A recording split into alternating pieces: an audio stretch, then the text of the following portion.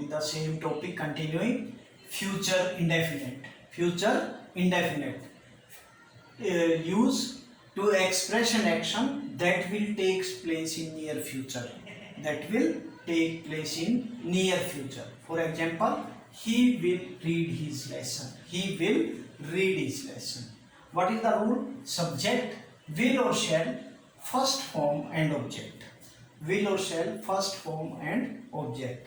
And where will be used? It will be with the second and third person. Second and third person. Shall will be used with the first person. First person means I or we. Second person, you. Third person, he, she, it, name, they, names, etc.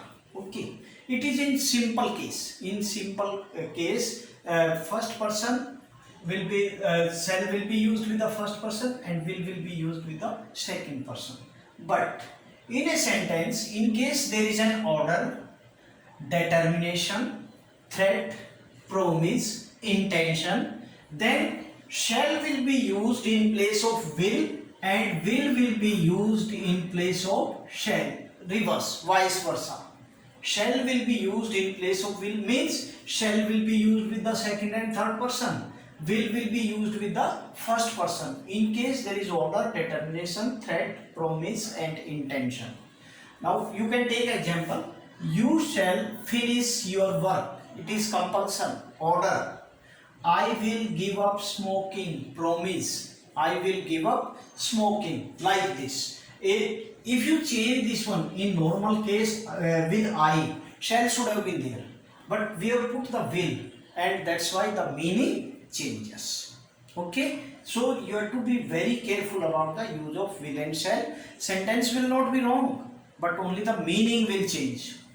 Okay, next is future continuous. Future continuous. To express an action that will be in progress at the given point of time in future. At the given point of time in future.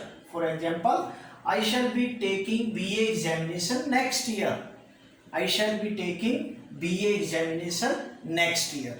Rule: subject, will or shall be first form ing and object. First form ing and object. In all this, we have already in the previous tenses, I have already explained how to convert, how to change the sentence from affirmative to negative or interrogative.